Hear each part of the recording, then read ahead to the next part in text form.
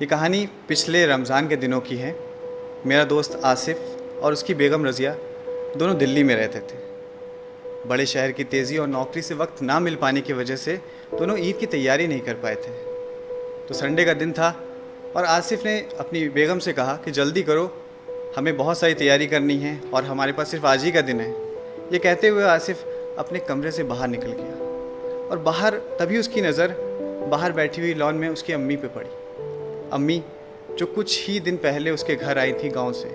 इतने साल से वो अकेले रहती थी और पहली बार ईद मनाने के लिए अपने बेटे के साथ शहर आई थी। आसिफ़ कुछ सोचते हुए वापस अपने कमरे में गया और उसने अपनी बेगम यानी रज़िया से कहा कि रज़िया, तुमने अम्मी से पूछा कि उनको ईद पर क्या चाहिए? रज़िया ने कहा कि अब इस उम्र में उनको क्या चाहिए होगा, 2 जोड़ी कपड़े, और इसमें पूछने वाली क्या बात है, वो तो हम ला ही रहे हैं। आसिफ़ ने कहा कि अम्मी पहली बार हमारी घर आई हैं ईद पर, तुम्हें पूछ लेना चाहिए था। तो रज़िया ने बोला कि ठीक है, इतना प्यार आ रहा है तो तुम खुद ही क्यों नहीं पूछ लेते। रज़िया की आवाज़ में थोड़ी सी तेज़ी थी। ये कहते हुए रज़िया तेज़ी से बाहर निकल गई। आसिफ़ अपने अम्मी के पास गया। उसने बोला कि अम्मी, ईद पर हम लोग ख़रीदारी करने बाहर जा रहे हैं, आपको कुछ चाहिए तो नहीं? उतने में ही अम्मी ने बोल दिया कि बेटा मुझे कुछ नहीं चाहिए। बहुत ज़िद करने पर, आसिफ़ की बहुत ज़्यादा ज़िद करने पर अम्मी ने कहा ठीक है, तुम इतनी ज़्यादा ज़िद कर रहे हो तो ठीक है, मैं तुम्हें लिख कर दे देती हूँ। तुम और बहू इतनी सारी ख़रीदारी करनी है, कहीं भूल ना जाओ। अम्मी कमरे में जाती हैं और कागज़ पे कुछ लिख के उसको फ़ोल्ड करके वो पर्ची दे देती हैं। आसिफ़ वापस अपनी कार में आता है और बैठते हुए रज़िया से बोलता है कि देखा, अम्मी को भी कुछ चाहिए था।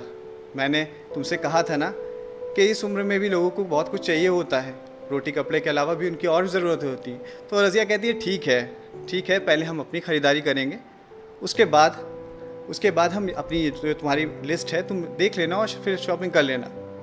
गर्मी के दिन थे, काफ़ी तेज़ गर्मी थी। दोनों ने अपनी ख़रीदारी करी और दोनों थक के जब वापस आए और कार में बैठे, आसिफ़ ने एसी को ऑन किया और वो ठंडी हवा उसके चेहरे पे पड़ रही थी। उसने चैन की सांस ली और तभी उसकी नज़र सामने रखी हुई उस पर्ची पर पड़ी जो उसे माँ ने दी थी। वो पर्ची आसिफ़ ने उठाई और पढ़ने लगा। तभी रज़िया बोली कि इतनी बड़ी लिस्ट, पता नहीं क्या क्या उसमें लिख के रखा होगा माँ ने, पता नहीं क्या क्या उसमें माँ ने भेजा है, क्या क्या लिखा है। और बनो वाला दिन और पूरी करते रहो माँ की ज़रूरतें, ख्वाहिशें। बस ये बोलना था, पर ये क्या कि आसिफ़ के आंखों में आंसू थे और उसके हाथ काँप रहे थे। रज़िया घबरा गई। रज़िया पूछने लगी कि ऐसा क्या लिखा है उस पर्चे में। रज़िया ने पर्चा छीन लिया, मगर रज़िया हैरान थी कि इतने बड़े पर्चे में सिर्फ चंद ही अल्फाज लिखे थे। उस पर्चे में लिखा था कि बेटा, मुझे ईद तो क्या, किसी भी मौके पर कुछ नहीं चाहिए।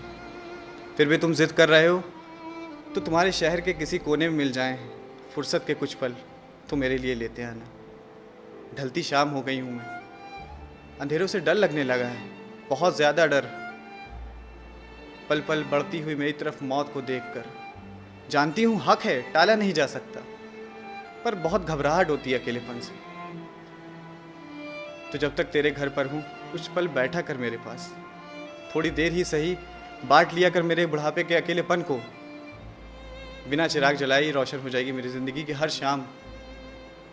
बहुत दिन हो गए बेटा तुझे छुआ नहीं, तो फिर से आओ एक बार मेरी गोद में, सर रख, मैं सहलाऊं तेरे सर को